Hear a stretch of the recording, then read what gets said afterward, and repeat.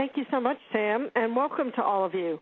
Some of you may have attended the last session that we had on IRA basics, and basically we just talked about a little bit of terminology and the rules and regulations for a couple of the IRA plans. This is the one that we call the more complicated issues. We call it advanced. It could be intermediate. It depends on your level of expertise. But what I do here is I start off with the legislative update because not everybody did listen in last week, so some of them, those that are just listening into this session, do want to become conscious of all the IRA changes. So in that little part, it might be a little bit of repeat in the last session, so I just ask for your patience to get everybody on the same page. The next thing I talk about is qualified plan rollovers to traditional and Roth IRAs. One of the things that I do in my live training, and I probably do about 100 live seminars a year, and one of the things that I do is when I talk about when you're getting money in from anywhere, what is the first question that you should ask? What is this? Where did this come from? Not just who did it come from, but what kind of plan is it over there? Is it a traditional? Is it a Roth? Is it a regular account? Because you have to know that side, the distributing side, to know how to code the contributing side. And rollovers and transfers are always used interchangeably, the wording. And it's, people call transfers rollovers and rollovers transfers. The reason it's so important we get that terminology right is because it affects IRS reporting and coding by the institutions, and it determines whether all kinds of alarm bells and red flags are going to go off at the IRS and generate an automatic letter and bill to the IRA customer or account holder. So when we've qualified the money and we know it's coming from a qualified plan, it can only be done as a rollover to a traditional or Roth IRA. Then we step over to IRAs. IRAs, traditional to traditional, Roth to Roth, moving my IRA from Bank A to Bank B.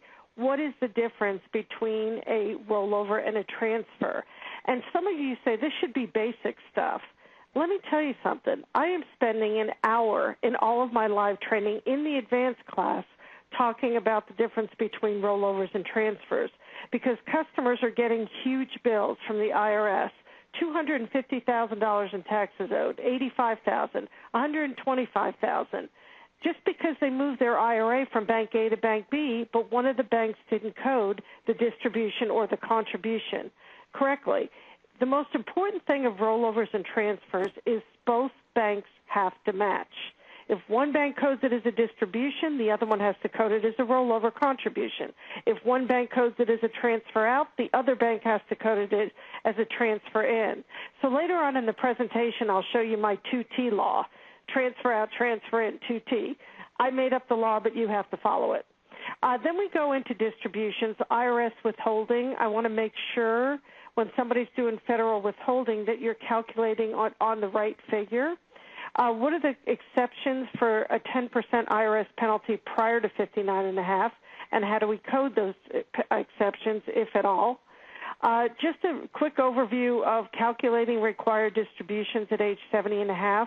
Most of you have a calculation program built in where the system calculates that if a customer wants to know how much they have to take this year, you simply go on the screen and you look it up.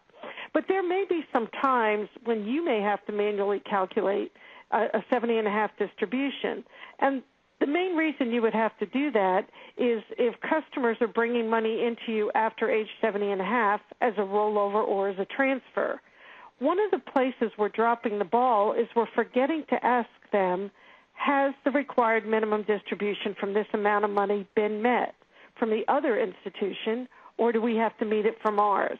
And if they want to meet it from the receiving institution, they have to either give you the amount that's required that year or at the very least supply you with the prior year-end balance at the other institution so you can calculate what the required minimum is going to be. And it's a very easy calculation. That's not the hard part. The hard part is that we're not asking them if they've taken it or not. And then they're not taking it. And the next thing you know, they're getting a 50% IRS penalty for underdistribution. The last thing we covered today are death payments to a beneficiary. for years and years and years. This is 95% of the questions that I get. And what I did was I came up with the 7 red flags of beneficiary payouts, the 7 things that we're doing the most incorrect. And one of the things that flags I'm going to say right up front while we're awake before we get interrupted by everybody around us, one of the red flags, the most important red flag, is never, ever, ever give a non-spouse beneficiary a check made payable directly to them unless they plan on keeping it and paying taxes on this year, paying taxes on it this year. If they think they're going to take that check over to their bank and put it in an IRA, it's not happening. Non-spouse beneficiaries can never do indirect rollovers. Once you've cut them the check and coded it as a death distribution, it is a taxable event to the beneficiary. And this is the thing we're doing wrong all the time. And these beneficiaries think that they can take the money. Let me give you an example. Dad still lives in town. The 3 sons have graduated college and moved away. Dad dies. The 3 sons come back to for the funeral, and then they know they're beneficiaries of the IRA, so they go to the bank on the way out of town and say, just cut us a check for our share. We're going to take it over to our bank and put it in an IRA over there. No, you're not. If we hand you the check, you can put it in your bank, but it's not going in an IRA. It can go in a regular account, and you can pay taxes on it, but it's not going in an IRA. So what we're saying is the only way that non-spouse can move that money from Dad's bank to their bank is through a direct transfer.